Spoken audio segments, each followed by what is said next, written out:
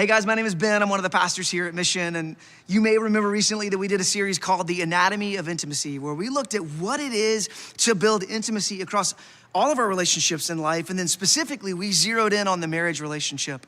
It was a really challenging series for me, and I'm sure for you too. We actually even gave you the chance to submit some of your questions, because what we found was we were leaving the weekend and we had so many questions that we just weren't able to address from stage. For a lot of you, this brought up some incredible wounds that you've experienced in your life. And so we wanted to give Joel the chance to talk a little bit further about some of the things that he wasn't able to address on stage. And we asked if he'd be willing to bring in Jen, his wife, and Midge, who is one of our favorite people. She's a counselor. She attends here at Mission, and we just love Midge. And so we asked if they'd be willing to answer some of your questions that you submitted and just have a conversation that's built around this idea of intimacy and some of the hurdles that we all face as we're trying to develop closeness in our marriage relationship. So for the next little bit, why don't you settle in, and then we'll just all lean in together and we'll learn together. Well, hey everybody, this is a first for me and for us, but if you're watching this, hopefully you've been able to engage with us. We just concluded a series called The Anatomy of Intimacy, and I told you my wife Jen and I were going to be joined by a very trusted friend. This is Midge Wietzema.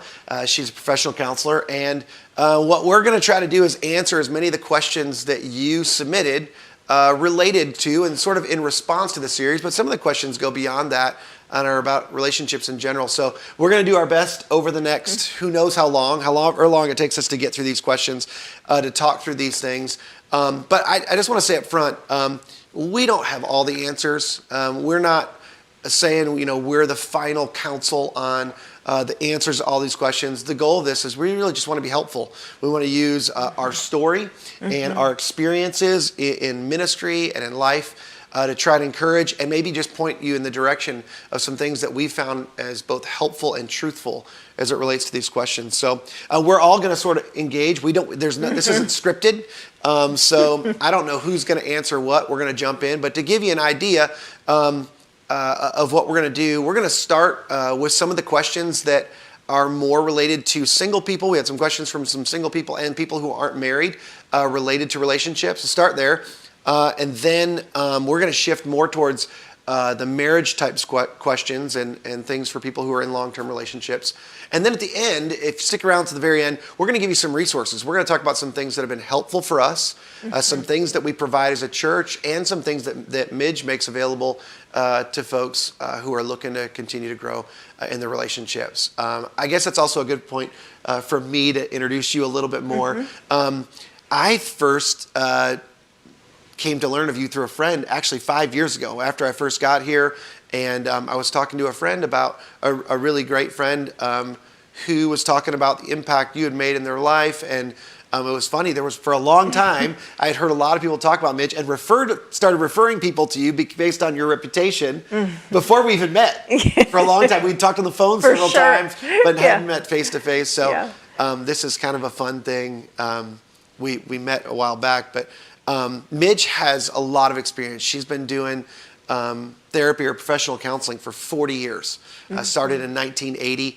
And you don't look like you're old enough to be able to do that, but you've been doing it for 40 years. Thank and you. For the last 20 years has led her own ministry, Mind of Christ Ministries. In fact, all of information about her ministry and her resources are at mindofchristaz.org, mindofchristaz.org. Right. But Midge has been leading a ministry for the last 20 years on her own, and working with some other people as well. But, for sure. I'm thrilled that you decided to join us today. So thank you so much, Joel. Yeah, of course. All right, Jen, I'm going to bring you in here because I think this question is perfectly suited for you. As we were talking about in this series about access, one of the things that is very common is some people related to their life and past and history. The reality is they have a difficult time giving access, and I'll let you talk about your own story in this, but letting people in doesn't come natural to you. You're more guarded and have a hard time giving people access. Talk about where that comes from for you, why that is, and what you've learned about that and how to overcome that. Yep. I would say I didn't know I had an issue with not being vulnerable or giving people access. It wasn't until we were 8 years into marriage and Joel was like, listen, I feel like we've been going like this our whole marriage and now we're just going this way. And so I didn't even realize that was an issue. And so it wasn't until I got counseling and we read a book together that I learned I'm an avoider. And so my whole life, the way that I dealt with issues or problems is I just stuffed it and I didn't deal with anything and I had a very limited range of emotion. I mean, you remember for a couple of years we had a feelings wheel on our refrigerator and he would come home from work and say, how was your day? And for me as an avoider, it's good. Everything was good. I had a good day. And so he would hand me the feelings wheel and go, well, how do you feel?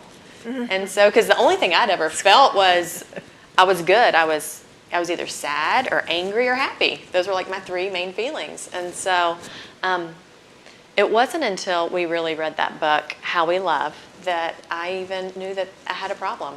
And so I think what it took, and I remember my counselor, there was other things too, but I said something about, I just don't know how to. Like, how do you do this? And she said, well, you just have to do it until it doesn't feel weird. And so that was the deal. Like, I just decided, like, Joel had been consistent over time, which that's what he had done. But on my side, I had to choose. Like, I can trust him, and I can be vulnerable. I can share. Like, I would have to sit down and think, like, what am I feeling? Like, what is this? And then I had to be vulnerable enough to just share it with him and just believe that he was going to, he was going to receive it, and I could trust him in that. Mm-hmm. So, I mean, it still is an issue. Like, there's still days that I have to choose to, you know what, you need to share that with them. Yeah. Mm-hmm. So. The thing I was going to say is, probably the best thing you did was discover where does that come from? Like, where did these things come from? And for many of us, God designed for us to share our lives with one another and to hide. I mean, that's the whole thing we talked about in the series is they were naked and unashamed. I mean, that describes a marriage relationship, but it describes what it is to be really authentically and truly human the way God designed us. He didn't design us to be ashamed. He didn't design us to have to hide. He designed us to be fully present and be, fully alive with one another. And, for you and I mean, we both had to do some discovery about difficulty, and you had some difficulty with men in your past. And the reality was it was easy for you to project some of that onto me. Mm-hmm. And I felt that, like we always talked about, I should let you tell this, but we didn't talk about this ahead of time, so you don't know what I'm about to say. But I would go out of town. It's so funny. When we had two little kids, I would go out of town to speak at something or on a retreat or whatever, and I would come back, and it was like I had left and abandoned them, and it took time for reentry, because it was like Jen would be like, I would come in, she'd be like, no, look, we got this. Like and it was like she turned into independence because, a lot of what she had experienced in her life was, a question mark around whether men were reliable or not. So I was raised by a single mom. And you were raised by a single mom. Mm-hmm. And so it was like, that's all she knew. And she didn't even realize she was doing it. And I'd come home and I'd be like, wait a minute, we were on the same page about us going on this retreat. It wasn't like I did this against your will. And it's like I'm coming home and I'm like, I feel like I've wronged you somehow. I cut you out of the picture. It's like, you cut me out. It's like, you don't have a role here anymore. I've got the kids. I've got it taken care of. You just be yourself. And I'm like, wait a minute, I'm part of this family. And so, That's good. And you weren't doing anything. It wasn't purposeful. It was just some of, this is a big topic and I don't want to wade too far into this, but there's nature and there's nurture. Mm-hmm. There's the nature of who we were created to be, and then there's the effects of our lives. And some of that nurture is positive and some of it's negative. Mm-hmm. And that can contaminate, or it can unlock who we were really designed to be. And we all have some of both. Yeah, that's right. In our lives. Yes. And exploring those things that are our strengths because somebody nurtured us in a healthy way is good. But also as necessary is exploring the things that cause us to to cover up, to not want to give people access or not let people in. And one of the things I love that you just said a minute ago, and we've talked about this, is, it wasn't, people will say, well, trust is consistency over time. Well, once there's consistency over time, I can trust you. But trust is still a choice. You can have somebody who's consistent over time, but if you have an injury or you have a hurt or you have a deficiency or a difficulty in your past that you need to heal from or you need to process from, consistency over time in and of itself is not going to win the day.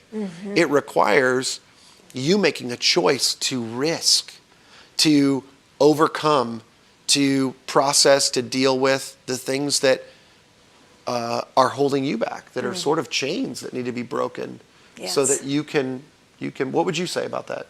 You've seen that in your... Absolutely. I mean, I agree with that because, everybody has had some type of dysfunction in their past. And hurt and pain will either create a reactor or someone who's going to be self-protective and kind of hold things in. And one or the other is going to be protective, and it's going to be designed to keep some kind of space between us and other people. Yeah. And at some point that will need to be resolved. Yeah, for sure. Yeah. To get close and to be able to love. I mean, being able to get to that place where we can give and receive love, I think is the greatest gift we can find in life. And I think it is a personal choice. And I'm curious, we have enough questions, but a follow-up to that. What are the things that you see as things that keep people from wanting to explore, or being willing to explore, or process, or deal with those hurts, or the things in the past that are holding them back? What are reasons people don't do that? Yeah, I would say in terms of the wounded people in general, I would say one of the primary things that I see is a very strong sense of injustice. And when people have a strong sense of injustice, they really believe that they're owed something, or something out here needs to take place before they're going to make a move of kindness and gentleness and love toward. And they will plant themselves in that, and they will remain offended, and they will believe that they're entitled to that position. And to be able to get them to be humble and to start to soften and be broken and have some contriteness inside, I find that to be a very common, both with men and women. Sure. And so blame, judging, that'll all show up with regards to that. And of course, it's very easy to follow that back and see kind of where that started, and where it's a subjective perception that people have, and it's very limiting. So it's hard to help them start to, hey, let's step back, look at this a little bigger. But I would say that is a very common reason. Yeah. It's funny. That just took me back to something I processed with one of my counselors for a long time. And one of the things she told me was that this makes sense. I just never thought about it this way. A lot of the common reactions you were saying through that injustice, as you're holding on to that, comes from the fact that people were hurt. They feel like they're owed, so they're not going to be vulnerable. That's right. And anger is not a vulnerable emotion. No, it's not. In fact, it's one of the only. So they're expressing emotion, but they're not willing to express a vulnerable emotion, like sadness or fear or hurt or regret or any of those things. And because it's vulnerable, and because they've been hurt before, and it's like, I'm not going to be vulnerable because I'm not sure this person won't hurt me like somebody else did. That's right. And so, or hurt me again if that's the person that hurt you. And you're exactly right. Until I get over I'm holding myself hostage by holding on to this, somebody owed me, as opposed to being human and being real and going, that hurt. And that made me sad. Yeah. Or that caused me pain. that matters. I mean, that's vulnerable, but you're right. And there's fear in that causes people to only respond. And I think, I don't know, I imagine there's people who are watching who either have a spouse or they themselves realize that they react in anger a lot, or they react in non-vulnerable emotional ways to Absolutely. things. And, I don't know, maybe this could be an enlightening to go, hey, look, that's often the root of that is what was done to you, not something you did. And as long as you continue to choose invulnerability and, staying closed off, you'll never heal from those things. Right. And grow from those things. And you'll sort of be trapped in that, and you'll limit your relationships. Absolutely. You'll limit your own personal happiness and Yep. opportunity for growth and really experiencing life the way God designed for us to experience it. Midge, I'm gonna look to you this one because this feels like a really clinical question. The question is, and this is a hard one. Like we got several. You guys asked some great questions, some really hard ones. This was, how do you find intimacy after experiencing hurt or extreme hurt? And some of the examples that were given were of there were addictions, and I know you've worked with people with addictions, and or infidelity or abuse. Emotional, and one person asked a question about physical abuse. After experiencing extreme hurt or breaks in trust, how do you find intimacy? And this is coupled with a question that's coming later, but how do you begin to trust again so that you can find intimacy? Like, what are the first steps? What encouragement or what advice would you give to somebody who's in that place? Yeah. And they're going, I want to trust again. I want intimacy, but I don't even know where to begin because I'm so hurt. I don't know that I want to be vulnerable again. Right. Well, I would first say that, of course, you did a good job of kind of establishing that there's a spectrum, so there can be a hurt that is just, somebody just disappointed them and didn't follow through with something, to, there's somebody who is addicted and just doesn't want to get clean and sober, to, domestic violence situations. I mean, and we know we can look at a variety of different things. And so the person who is in that, who is walking a good life and really wants something better, who's being hurt in that, it's very difficult to know exactly how to navigate it or what to do. But the most important thing is to realize that, like, the ground kind of at the cross is level. We are all broken in some way, shape, or form. And that God understands that. And so I think when we're wounded, there's a hyper-vigilant sort of eye to the person who's broken, and that needs to change in order for there to be kind of a reestablishment of trust and intimacy. So there's a waiting that the individual does. They get themselves like in a waiting room, and so that can feel very stagnant. And so my recommendation often is I ask people to draw a circle around their self and to start to re-identify who they are. Because being in that wounded situation oftentimes cause people to just lose the whole sense of who they are. They become defined by being a victim and being in that situation. And so just to begin to help people have a sense of who they are again. And to me, that is the best beginning, because they just forget that they're loved. They forget that they have value.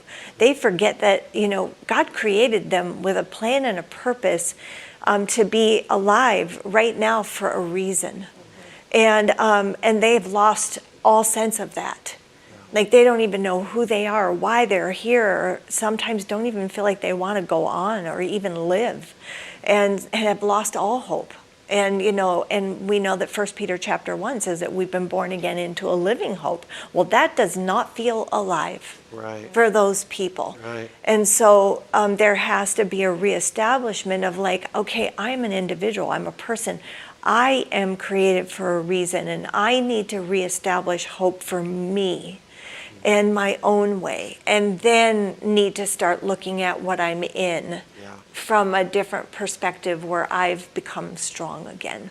That's good. So to me, that if that doesn't happen, I think it's super difficult to begin to move into, okay, now let's look at this. So I try to help strengthen the individual first, because they're very broken down from what they've been in. Tired, and trying to re-engage exhausted. in intimacy or trust when you're weak is dangerous. Yes. Yeah, absolutely. And to move too fast, it's just, like you said, it is dangerous and reckless. You know, so Well, that's good. Yeah. I've not, thought about it from that perspective, but even as you were talking, even too, as you're trying to get that sense of like, well, who I am, there's certain things that are unique about you, but there's certain things that are true about you because it's what's true about you in Christ. Absolutely. And beginning to discover like, you were made well, to here's be. the truest thing about me is what God says about me in Christ. And so beginning to claim those things that are true about who you really are. Yeah. Not how somebody treated you. That doesn't define you as who you are, or what somebody else said verbally about you, or what their actions said about you. You're right. Those things, we begin to become defined by those things. And when you live out of that, you can't have a healthy relationship if you don't have a healthy sense of self. Yes. And so healthy sense of self is that's fantastic One advice. other point to that is that I oftentimes, whether it's in the retreats or the intensives that I do, I tell people that God wants to heal want. And because people stop wanting, they stop seeing beauty. Everything starts to kind of get gray. And I always challenge. Like a self-protection? Yeah. And so I ask people like, what is love without want? Like, what is worship without want? Or what is a child without want? And to challenge people to think about that. And people are like, oh, when they hear like, what is a child without want, they immediately say they're retarded, or like something's wrong with them. They're not normal. And I'm like, that's correct. Because when we start wanting or having the desires, when they get laid down, there's an apathy that sets in that is not good. And it begins to just suck the life out of people. And so that to be able to begin to want again it sounds so simple, but it's so big. And God wants people to want their very life, of course, but other things. We have a question related to that. I'm going to come back to it in just a minute. No, that's good. But I'm going to bring you back to that point in a minute to build on that with a question that's coming up. The next question is sort of related to this one about extreme hurt. It's more about boundaries. And how do you have healthy boundaries in an unhealthy relationship, or when someone seems untrustworthy? We talked about in this series trusting and being trustworthy. What happens when you're in a relationship and you're trying to trust and you're trying to be trustworthy, but you're married to somebody who doesn't have the same value? In fact, somebody even said, if you're unequally yoked, or I'm married to somebody who doesn't have the same values or doesn't have the same belief in Christ that I do, or I'm in a relationship. I mean, it's obviously why the scriptures warns against that. But what do you do when that's the case, when you're dealing with somebody who doesn't seem to be trustworthy? What do you do in those situations? I think it's super hard, and I don't think I have all the answers. So hopefully, all three of us can talk about that. But Jen's got to tell us the answer. Well, I mean, I think it's interesting because my husband gave me permission to talk a little bit about our marriage, because my husband and I were very different in the way that we go after God, and we love very differently. And if he were here, he would say that, I am the one who loves better in our marriage. And so it isn't so much a matter of trust as it is at the end of the day, I need to ask God, how well did I love my husband today? Not how much did he love me. So I think that's an important piece. But sometimes it's valid that there is an untrustworthy person that is in your life. There's reasons to not trust. And what's important is to stay clear about what you value and what are the principles in your life that you want to hold true to. And boundaries are set to protect those things and to not permit an untrustworthy individual to cross those boundaries, to eradicate those values and those principles. Because if those boundaries can allow you to stay true to those values and those principles that you live your life by, you will remain strong. You'll have clarity in your life. You'll be able to remain decisive and intentional. And if those boundaries are crossed, then it's going to start to be a little bit gray, and it'll be difficult for you to hold to those. And so I think it's very difficult without help and without an objective person to sometimes set boundaries. Yeah. Alone, by yourself. It's difficult to see and have like that broader perspective to know how to do that. When I've had to set boundaries, I've almost always had to go and talk to somebody else and get perspective. To And be sometimes able even to, bring somebody in yes, to the situation. Invite them in to help. and help, Yeah. because it's difficult to do that alone. It's a good distinction, and one of the things I want to clarify is, in this series when we were talking about this, about trust and how it builds security in a relationship, there's one thing to believe in your spouse by choosing to trust, even when it Absolutely. seems like, something seems sketchy, to project that to them will cause them, in many cases, to want to be more trustworthy. At the same time, there are times where, and I want to draw an important distinction, there's a difference between security and safety. Absolutely. That's good. You may feel insecure, but if you feel unsafe, that's a different situation. If you feel unsafe emotionally, if you feel unsafe Absolutely. physically, my exhortation to you is not just trust, and eventually you'll feel more safe. No. You need to feel. As a matter of fact, we've done this on more than one occasion. We've had couples. One was in our small group. One was some people we worked with where there were situations because of addiction that, and we would sit down with the spouse, and in both of these cases it was women who were good friends. One of them was a good friend through one of our sons, who it was our son's friend's mom, who we knew pretty well. We'd do play dates. We found out what was going on, and they needed us to intervene.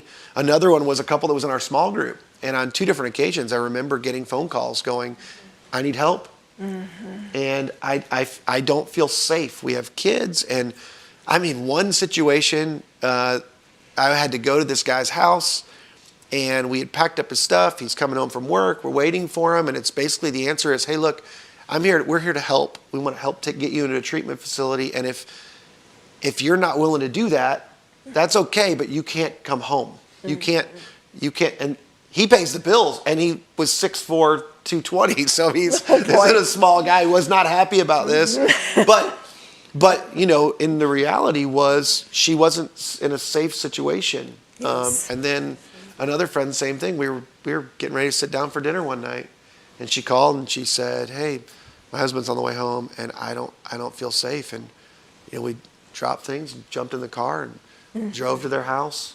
Yeah. And so that's real. Like, things like that happen and are necessary. But I think the important thing is, the message is not, hey, if you feel unsafe, you just need to trust. Right. You have to have a sense that's not just a boundary, that's a wisdom issue where you've got to. That's good. I don't want to say you have a right, but you have a need for safety. You can't, that's not something you just work through on your own. So, and that's okay. That's okay in that moment to go, hey, we're beyond a situation where I can trust. And in order to rebuild trust, we need to invite somebody else in. We need to create a boundary. Sometimes what creates trust actually is space. Like, you need the space and the boundary where somebody can reestablish trust at a distance so that they can be let back in. And that's what happened in both of these situations. Both of these couples are happily married now. They're doing so incredible. good. But it all stemmed from getting to the lowest point and going, I feel unsafe. And going, hey, this may break trust. This may create it. Because imagine these ladies who are going, I'm calling another man to step in between me and my husband. This is going to ruin everything forever. And that's the enemy So that's putting that in scary. your mind. And it doesn't always work out. But the reality was, thankfully, both of these men, this was a wake-up call, and they realized, I'm unsafe. I'm untrustworthy. And it's not just my wife making this up. There's other people who are now intervening going, hey, we care about you, and we're for you too. That's so good. But we're going to protect the safety of your wife while we try to help you and the safety of your family. And so I would just say, if you're in a situation where you feel unsafe, Absolutely. you can't hold that in. You're not trying to work through that. You're not just trying to trust through that. You got to reach out and ask for some help. The next question here is, what do you do when there's multiple gaps of trust? So I'm going to assume that this isn't an unsafe situation, but it is an insecure situation. It feels like, hey, when it comes to our finances, I don't think I can trust. And when it comes to, schedule and time and where you are, like, I don't think I can trust. Or when it comes to your relationships with other people that seem like they're maybe not keeping the exclusivity in our relationship. How would you counsel somebody? Either one of you can jump in. What would you say to somebody who's experiencing multiple gaps of trust? You take this one, Midge. I'm sure you experienced I this. think I want to say a couple things maybe is that, first of all, I do think that at times perception can be wrong. And so, like for example, let's say husband and wife are dealing with some financial issues and one wants to do finances this way and one wants to do it that way. And one of them may perceive that as a trust issue because they're not getting their way. Yeah. And that might be like that in multiple areas within a marriage. But it's And that's really not trust. You're just not doing it my way. Right. I'm not getting my way. It's really not a trust, but That's good. it'll be subjectively. And what I mean by that, it is an individual's perception about what's going on. And so because one is frustrated and angry, they'll perceive it as that other person is not kind of mutually submitting to what it is that they want. And they'll perceive it as a trust issue. And then once that judgment is made, then there will be, kind of posturing as a result of that will squelch love and squelch closeness. And there will be all kinds of things that will Obstruction to happen. intimacy. Right, but when there are, so I want to just say that, but also when there good. are true gaps of trust, and there are multiple ways of that, where there's one who really doesn't even want to communicate. And I think communication is hard. And I think oftentimes the gap is there because there are communication issues. Sure. And that couples don't know how to talk with one another. And so because of the frustration of that, one will just talk too much and the other will shut down. And then there'll be stonewalling, and then, it'll just fall flat, and then, I'm laughing because this is a good opportunity. This might be perfect for us to have a live therapy session related to an issue that we have ongoing since the beginning of our marriage. Like the thing you're talking about, and I want you to respond to this, so I'm going to set you up. You don't know what I'm about to say. Maybe you do. This relates to time with us. Yeah. Like in a trust thing, and we view time differently. And what it is to be on time and what it is to value people in time. Yeah. I'll let you tell. That's good. That's really good. How that's affected us and how we view it differently. Yeah, I remember when we were dating, I said, listen, my love language is quality time. Everything about time communicates something to me. If you're on time, that communicates that, you respect my time, that you value that, spending time with me. And so that's one of our things. It's like, if you're going to be late, I don't care. Just let me know. And so it's very much, he sees it Enough one ahead way. of time that if I need to change plans, I can. But I value progress. He values people. And so if he's in a meeting with you, he will spend as much time with you as you want or need, not thinking that, hey, I've got dinner on the table and we've got 4 small children. We're ready to eat. But for That's the good. perception thing, to your problem, what you were saying is, I feel like in that moment when somebody's in a difficult spot or we're in the middle of this conversation and it's like, okay, to cut this person off and to cut our time short and to walk out on them is devaluing to them. Oh, yeah, absolutely. And she's going, yeah, but if you don't do that, it's devaluing to me. Right. If you don't keep if your yes isn't yes. Yes, And absolutely. they're both right. Yes, Like one is this true. This is devaluing this person, and that is true at the same time. absolutely. And so figuring out, it's to the thing you said, we had a difficulty for a while with trusting. It's like, well, I don't trust it.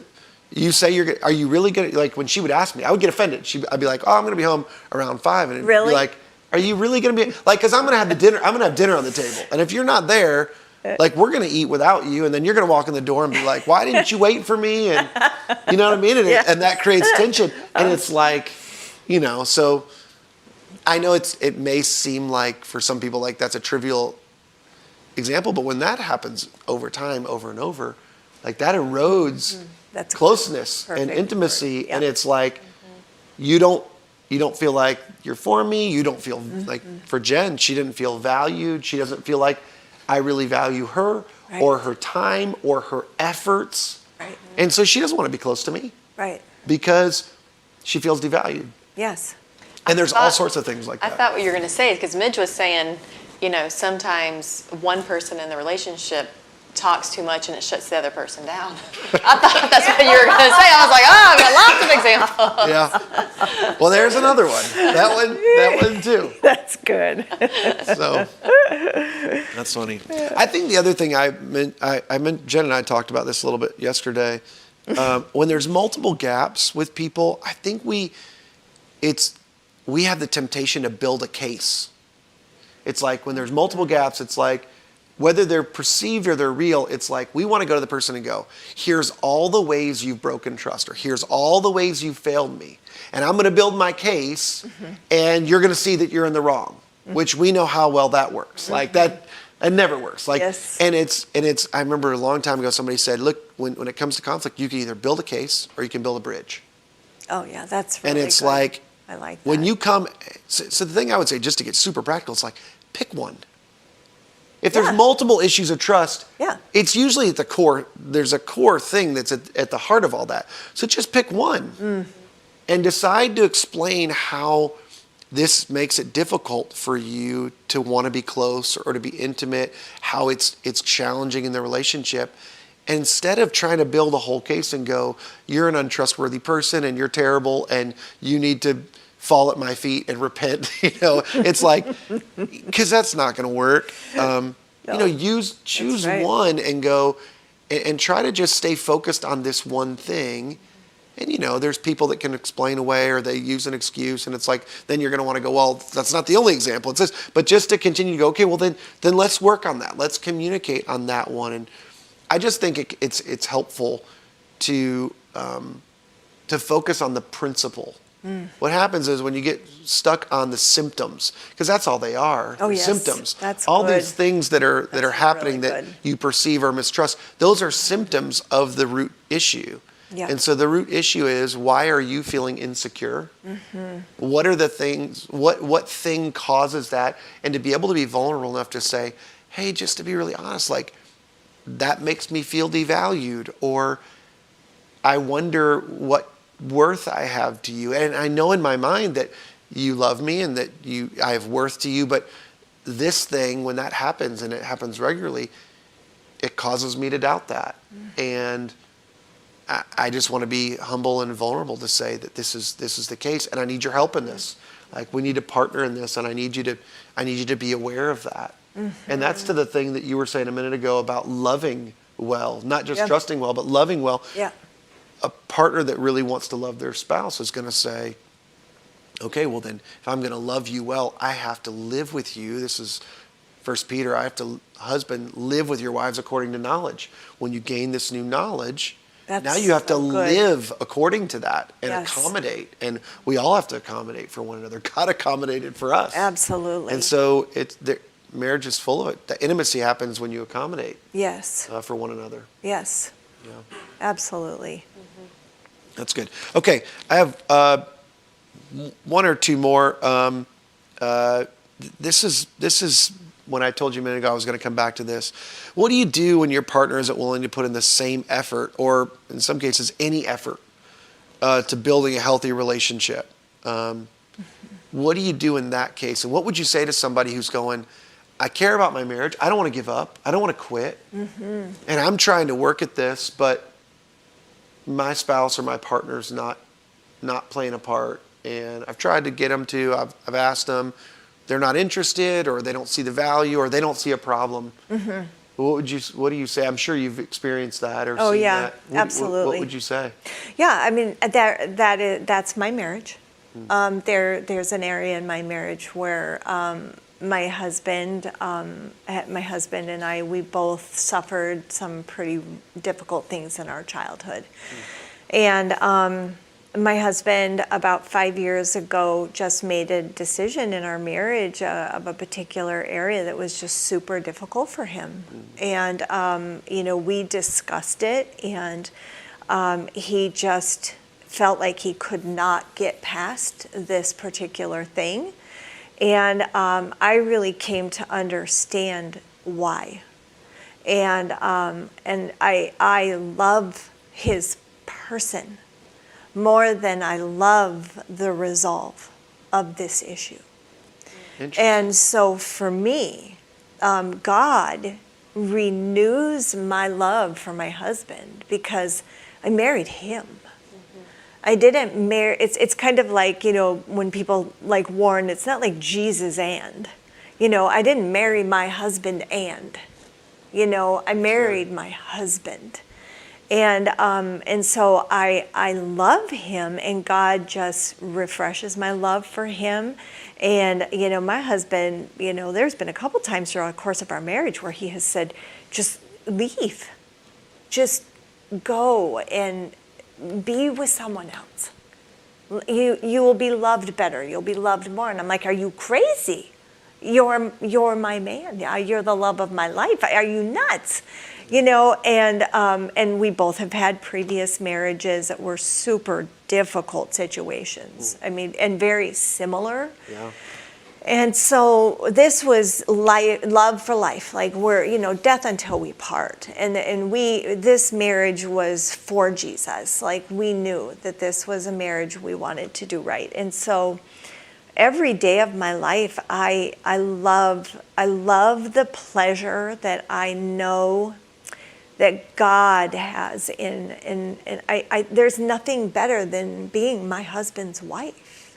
Like, I feel like it's one of the most honorable things I get to do every single day that I'm alive. Wow. And he almost died 3 years ago, and I have watched him go through his recovery and some of the grueling aspects of what that has been for him.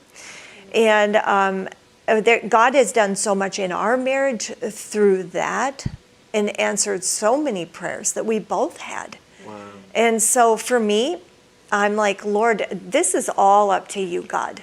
But it is a situation where, you know what, I had to lay that down. Yeah. And if God wants to do a miracle, that's great. But there isn't a place in my heart that is bitter.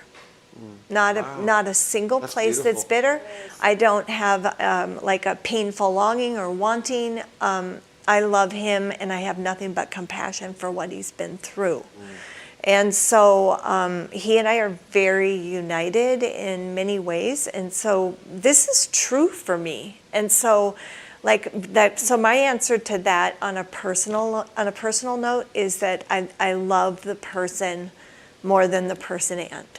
How long did it take you to get to that place? Or was that your initial response? You know what? It wasn't. I would say that the first couple of years, I had to wrestle. And I have I have a very close relationship with the Lord. I love to go and spend a few days alone and just pray and worship and cry. And I'm just a crier. I like to just kneel and weep. And, I just love to be convicted, of sin. And I get scared if I don't have that, for a while. But just the more that I wept, the more he broke my heart for him. And so that happened, my selfish pain always turned into compassion for him, and that was not anything I did. Wow. And then that compassion turned into a transformation whereby it just became a permanent, peaceful, loving acceptance of the situation. And it's been like that ever since, for the last 4 years now. So, That's yeah. cool. I feel like especially when we talked about that book, How We Love, that was something when we both read it the first time, when we understood why our spouse was the way they were, it gave such compassion for. It was like the things that used to drive me nuts, I could see, oh my goodness, this is part of his story and the way he was raised. Yes. And now I can have grace for that. Absolutely. And I can accept it. I still may not like it. And we still may need to work towards it. And I think you would say the same for me. I think you had compassion for me. But I think that it doesn't mean that I get, an excuse. It means I still have to work on some stuff. But I think the other thing too is, and it's not a competition, but there are often times in relationships, and I see this with people I meet with all the time, one person in the marriage usually, and it's not always true, but usually has more to overcome than the other person. Oh, yes. And because of the trauma, because of the difficulty, because of the lack of health, of what they grew up with, they have more to overcome. So it's like, See that all the time. If and nobody's a 10, but if 10 is perfectly healthy, I feel like in a lot of ways, for me, I started at a 7. I got a lot of great things and maybe somebody else started at a -3. And so maybe I've gone from a 7 to an 8, but they've gone from a -3 to a 5. Yes, that's And great. somehow That's I'm so good. going, you're a 5 and I'm an 8. So you need to get to be an 8. And they're going, So good. but I've come and the truth is they have come so much further than I have. And I think sometimes, as Jen said, seeing somebody else's story or sort of visiting, I love this language, visiting their position. If I had lived their childhood, if I had had their experience, if I had gone through their trauma, gosh, would I be in a much different? Yes. Gosh, it seems that gives a lot of compassion. And, especially when you really do love someone, it's like, I'll never forget in that book, How We Love, Milan Jurkovic, he says, he said he was driving in a convertible. He was painting the picture of, he's driving in a convertible down the coast in California and talking with the Lord. And for the first time, he saw his wife as a little girl who was offended and abused. And it just changed every bit of how he felt about the challenges they were having in their relationship because he suddenly felt compassion for this person that he loved. Yes. And experience their hurt. And I just think that's an important thing too, because there's so many times when I meet couples. It's a miracle. That's a miracle. It's a miracle. For sure. But it's also humility. Yeah. It takes somebody going, I'm going to be humble enough to take my eyes off of my pain yes. and focus on the fact that they have pain they're trying to overcome too. That's right. And they may not even realize it. That's They may not right. even realize they're trying to overcome pain. Yes, absolutely. But they are. That's And really good. That's a big deal in this. Yeah. I have one last question, and it's sort of like a total left turn, but I put it on here because I think this is actually a really big, there's a big historical, religious perspective around this that I think is a problem. And, I may offend somebody with this, so I won't put you guys in this. I'll take ownership for this. But the question I got was, and you'll probably want to chime in, but the question I got is, isn't wives submit to their husbands a solution from God for conflict resolution in an impasse type of situation?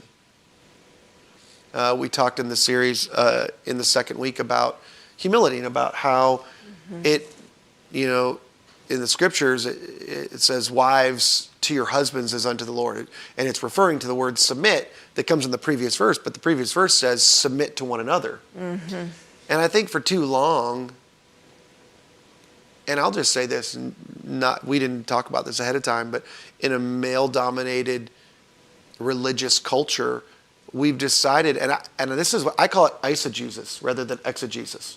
It's when you isolate a passage and you want to build your case or your theology on it. Like, that's not good. That's not a good handling of the scriptures. And I think that's eisegesis, where you go, oh, this is how you solve, when you come to an impasse, wives, you're supposed to submit to your husbands. And I go, well, that's true as long as in the same passage it says, husbands, lay your life down for your wife. So if it means that you're going to submit to me in my sacrifice for you, then yeah, that's how you solve the impasse. But if you mean it in the sense of, hey, we're at odds, or we have a difference of opinion, or as you said earlier, one says I want to handle money this way, and the other says I want to handle money this way, and it's like, well, but I'm the husband, and so you're supposed to submit to me. I think that's a misuse of this scripture. I don't think that's what this is saying. I think it's a humility competition, and it's, wives, you should submit to your husbands, and husbands, you should sacrifice for your wives. And I think once you're trying to go, oh, well, you need to do this before me, as opposed to, as we talked about in the series, it's a competition of who gets to go first, not who has to go first. Yes. Because when it comes down to who has to go first or who has to submit in this situation, you've already lost. Yes. The relationship is lost. It's like somebody loses and the whole relationship loses, as opposed to who gets to win, who gets to sacrifice, who gets to submit. That actually builds trust. That actually builds up the relationship. That actually fosters intimacy. So I really have appreciated how you've handled that throughout the whole series, Joel. And I think that submission is a beautiful thing. Yeah. And I believe that the kind of love that God calls a man to is pretty fascinating when you really dig into it. And so to submit to a husband's love is probably the most beautiful thing that there is. And so to ever weaponize, to use scripture to weaponize anything, of course that's not what we're to do, but when there's an impasse and there's this unbelievable love that's brought to that impasse, there's going to be a natural submission. And it'll naturally happen because there's love there. But when you're met with a sacrificial love, that's not hard to submit to. No, it's not. Not at all. That's why when I get the question, I'm bothered by it, because this doesn't sound like this sounds like somebody that's trying to get their way as opposed to sacrifice for somebody else. Yes, absolutely. I love that. That's good. That idea of, and I think people do that all the time. They take scriptures and try to weaponize them to get what they want, or to be justified in some sort of behavior. All right. So before we wrap up, I want to give a couple of things real quick. We referenced the book How We Love. You can find it anywhere, obviously Amazon, anywhere online.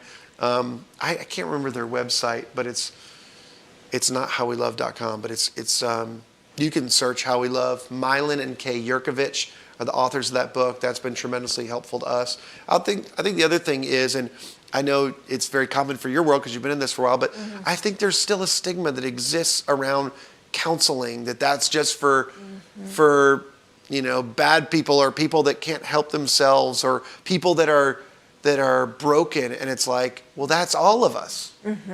Absolutely. It's counseling's for people who are willing to admit it. Yes.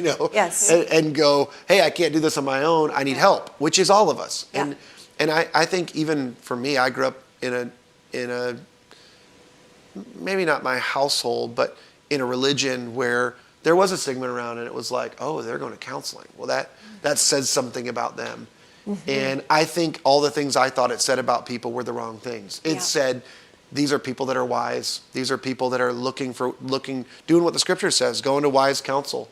These are people who are willing to be humble, to realize that we can't do this on our own, and God's gifted different people like yourself to help people navigate and walk through difficult and complicated things.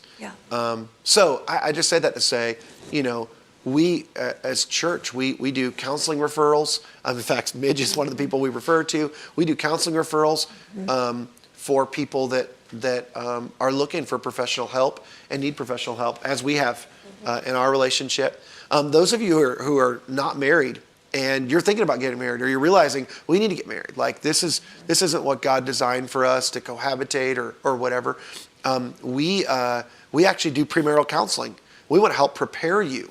In fact, we have a whole a tool we use to help prepare people for success in marriage, and we want to help you with that. So we'd love to help you in that. The other thing is, we've done some marriage retreats. We know of a place that does intensives that we can refer people to. But Midge, you offer, not in addition to individual counseling services, you do some retreats and intensives. Tell us a little bit about some of the things you offer with that. Yeah, so we have a place up in Payson, Arizona, and it actually sleeps 10 people. And myself and a co-facilitator, I do marriage intensives. And so for those of you that are interested in getting past ruts that you have in your marriage that you just don't feel like you've been able to break out of no matter what I do in that is I create and craft a day-long intensive where the three of us work together as a team to try to help you learn to connect heart to heart, spirit to spirit, not just in your head, information, just trying to work it at that level, and for the purpose of a breakthrough and creating a foundation that you can work from. And it's actually kind of the equivalent, people have said, of like 3 months of counseling in one day. And so you can get a hold of me at 480-980-7759. You can text me at that phone number if you're interested in doing something like that. Also, I do retreats. And my favorite retreats are when a group of women have gotten together and decided on a subject like trust or boundaries or learning to resolve interpersonal conflicts or learning how to walk your life out by the Spirit and strengthening yourself in the Lord. You can choose whatever subject really you want, and I will craft a weekend retreat for you and your friends around what it is that you want to grow in. And then in a hands-on kind of intensive way, I disciple you and mentor you in that subject so that you can leave the weekend both having knowledge, information, tools to be able to leave and grow in that area. And of course, I do counseling, and I'm able to bring people in, and when I'm full, I can. So I would love to be able to help you. And of course, there's Journeys Counseling Center, and of course, there's people there who do SES and diagnose and do EMDR, and of course, there's Life Song Counseling Center as well. And you can find both of those online. Yep. That's good. So those are two of the ones that you would recommend, Journeys, Life Yes. Song. Yeah. We do some referrals to some folks that we've vetted through the church as well. Yep. So you can reach out to Midge directly. You can reach out to us at the church. We'd love to help you and guide you and refer you. And the other thing I'll say is if you're in a situation you're going, well, I just can't afford counseling, don't let the money be the issue. This is one of the best investments you'll ever make, and I believe God will supply the resources for you. Please reach out to us for help. We help people in circumstances. We have a process that people go through to request help in that area, and we want to be here. We don't want that to be the barrier. So please reach out. We want to help you in that way. So. Yeah, and I would like to say too, I tithe 10% of my counseling, and so if you can't afford counseling, and you need it, you want to be put on a list for free counseling. I do that on a rotation, so please feel free to let me know, and I will put you on a list for that. Wow, that's cool. Yeah. I didn't know you did that. That's Yes. really awesome. Yes. That's good. Well, hopefully this has been helpful. That's going to be it for our time today, but thank you to both of you. I know Yes, this is Jen's favorite thank thing you, to do Joel. is be on Thank you, camera. Jen. Yes. And Midge, thank you for your bet. time. Absolutely. And being here today to Absolutely. help us. Hopefully you found this helpful, and we want to be a resource and be available for you to help you in the future. Thanks so much for joining us. See, I told you, wasn't it fascinating to listen into that conversation and watch as they interacted, as they answered the questions that you and I submitted. Well, we don't want this experience to be over. We want to give you the chance to kind of personalize this and say, what does this actually look like in your marriage? So we came up with a few questions that have corresponded to this entire conversation that we want you to take just a few minutes and process. So you're gonna see these come up. Feel free to take as long or as little as you want, but we wanna make sure that you take the time necessary to apply these to your own marriage. Because if all you do is just consume and don't apply, then it's almost like this is a waste, like you wasted your time. So take a few minutes, discuss these with your spouse, and we think that it'll help your marriage in tremendous ways.